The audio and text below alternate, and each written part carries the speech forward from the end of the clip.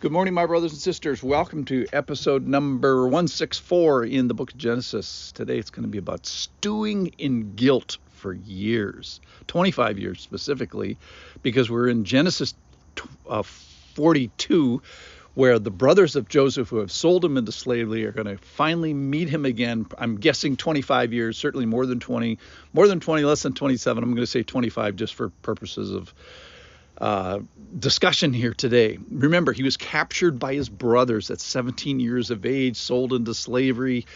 Joseph is now at least 37, maybe as old as 43 years old. But he's in charge of all the grain of Egypt, and there's going to be a famine, a long famine that the brothers are going to need to get grain from. So it says in chapter 41 that the whole earth, all the earth came to Egypt, to Joseph, to buy grain because of the famine was severe over all the earth.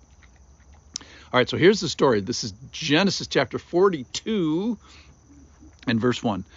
When Jacob learned that there was grain for sale in Egypt, so Jacob is Joseph's father, he said to his sons, Joseph's brothers, "Why do you look at each other?" And he said, "Behold, why are you sitting on your butts? Go get the grain. This is life or death. Why do you look at one another?" He said, "Behold, I've heard that there's grain for sale in Egypt.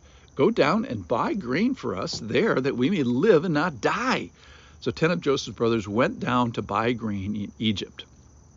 But Jacob did not send Benjamin, he's the youngest, Joseph's brother, with his brothers, for he feared that harm might happen to him.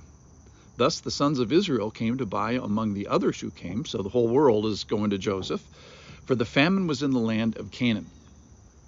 So Jacob, just pause here. So Jacob is the father of the 10 who went. Benjamin is the full brother of Joseph. And all the other 10 are half brothers of Joseph. And this is about, I'm going to say 25 years after the conspiracy of the brothers. So they've been at this for 25 years of lying to their father about what happened to Joseph and lying to everybody else, because they're going to lie to Joseph here in a second. So there's 25 years of painful worry of Jacob, and he fears, and rightly so, that his next youngest alive kid, Benjamin, actually the youngest, that he's going to be captured or something bad's going to happen, and actually Jacob's fears were achieved. So he's never quite recovered from Joseph being so theoretically ripped to shreds by some animal. All right, verse 6. Now Joseph was governor over the land. He was the one who sold to all the people of the land. And Joseph's brothers came and bowed themselves before him with their faces to the ground. Joseph saw his brothers and recognized them, but he treated them like strangers and spoke roughly to them. "Where do you come from?" he said. "From the land of Canaan to buy food." And Joseph recognized his brothers, but they did not recognize him. And Joseph remembered the dreams that he had dreamed of him. And he said to them, "You are spies. You have come to see the nakedness of the land." They said to him, "No, my lord, your servants have come to buy food." So they call themselves servants. "We are all sons of one man. We are honest men." Not true. Your servants have never been spies. And he said to him, this is Joseph again, "No, it is the nakedness of the land that you have come to see." And they said, "We, your servants, are 12 brothers, the sons of one man in the land of Canaan. And behold, the youngest is this day with our father, and one is no more." But Joseph said, so they're referring to Joseph from 25 years ago. "One is no more." But Joseph said to them, and probably if he asked, he would have said, "Yeah, you got eaten by animals." Again, continuing the lie for 25 years. They've been lying to their father for 25 years. But Joseph said to them, "It is as I said to you, you are spies. By this you shall be tested. By the life of Pharaoh you shall not go from this place unless your youngest brother comes here. Send one of you, let him bring your brother, while you remain confined, that your words may be tested, whether there is truth in you, or else by the life of Pharaoh, surely you are spies." And he put them all together in custody for 3 days. So it sends them to prison for 3 days. And all bow down here, and they say, "Hey, we're honest men." But the conspiracy continues again, now for the 25th year. "In truth, we are guilty concerning our brother." So later on here, in just a second, they're going to say, "Nope, we actually are guilty." And here's the point today. Here's what I want to get to is sin never forgets.